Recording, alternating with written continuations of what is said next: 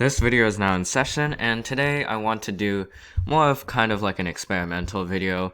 So this video will simulate a 2024 election in which Donald Trump runs as a third-party candidate. Now, this may seem pretty ridiculous to start with because he is the face of the Republican Party currently speaking, and he also had the second most amount of votes for a presidential election, just second to Joe Biden, who is the Democratic opposition who won.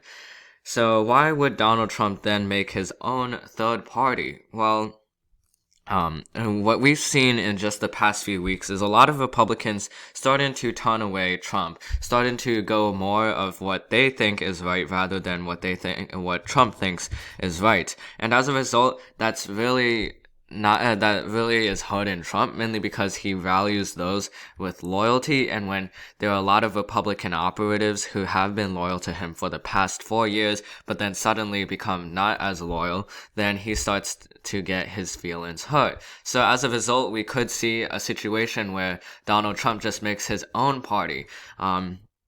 One thing we've seen him do all the time is try to get attention, and this would definitely be something that would get a lot of attention from the news for several days if he was to create his own political party. And it's not totally out of the question, because there are a lot of people there are a lot of politicians in Washington who actually support Donald Trump's views and act sort of like a more moderate in terms of characteristic version of Donald Trump. So there could be senators who actually join the MAGA party or whatever he decides to call it if he is creating a new party. We could see Ted Cruz, Josh Hawley, Steve Daines, even Roger Marshall, Rick Scott, Marco Rubio, Joe Donnelly, and a bunch of other senators actually joined this new party, this MAGA party, because Donald sees the Republican Party, and he sees that some parts of the Republican Party act like rhinos,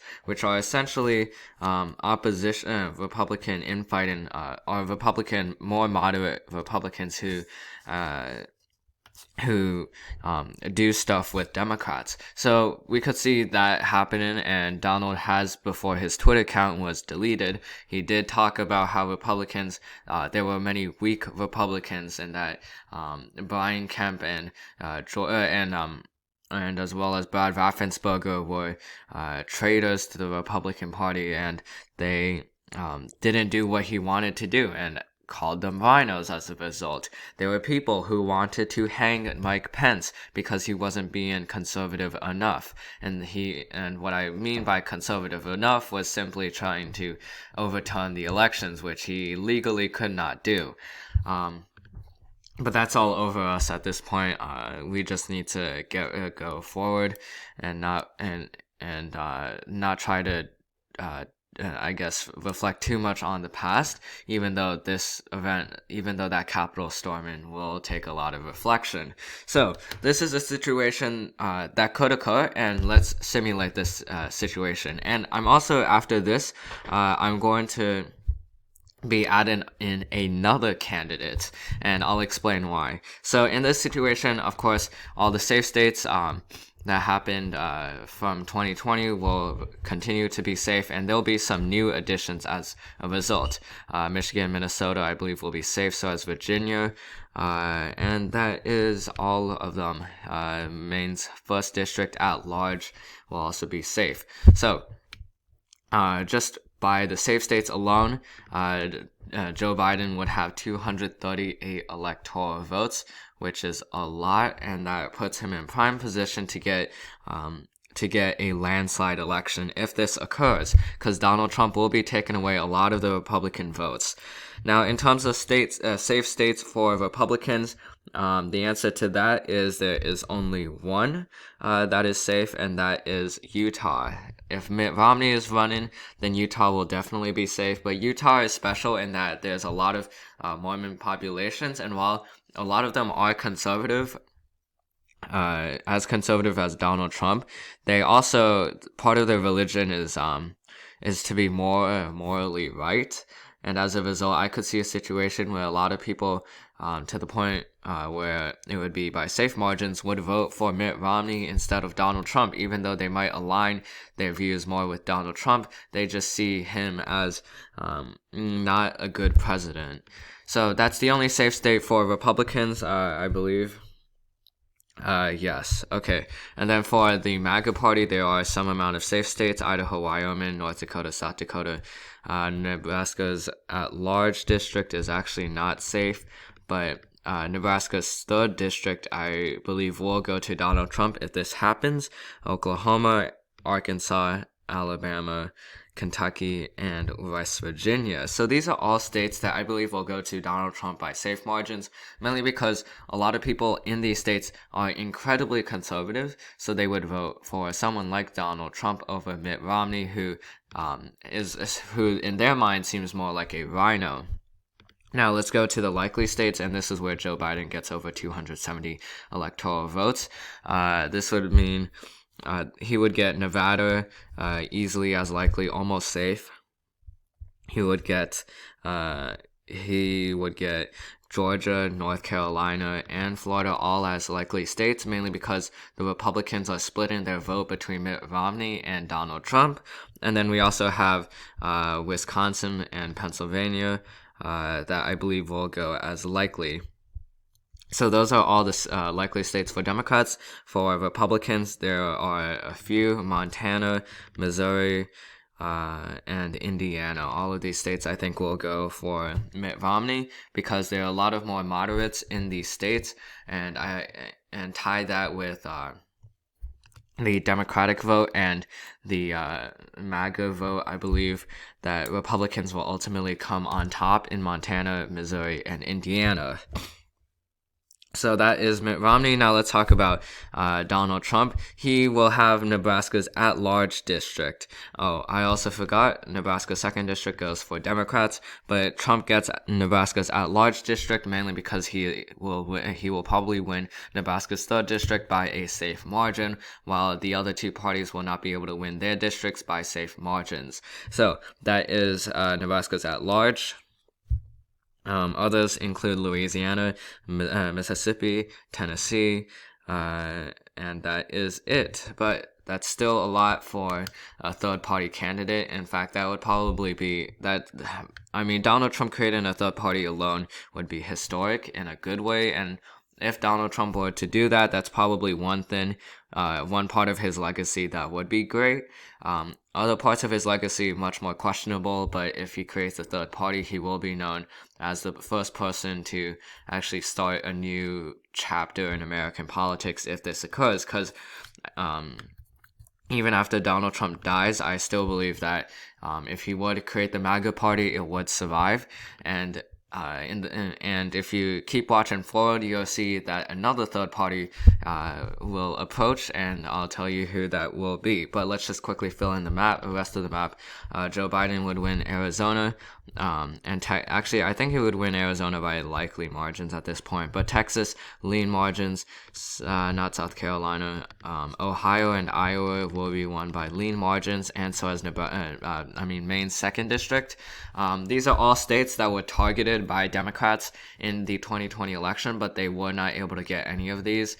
But if the Republican Party splits their vote, then I believe this could very easily occur. Donald Trump won Texas by 5.5 percentage points. So if if Donald and Mitt Romney split it evenly, then I believe Joe Biden will definitely come out on top. That said, I do think more votes in Texas would go for Donald Trump than Mitt Romney. Primarily because the very rural counties will go for Donald Trump, while the more suburban areas of Texas will go for Mitt Romney. But if you add both of those together, ultimately the rural will outnumber the suburbs of Texas, especially when Joe Biden will also get some parts of the suburbs of Houston, Dallas, Fort Worth, Austin, San Antonio, and El Paso.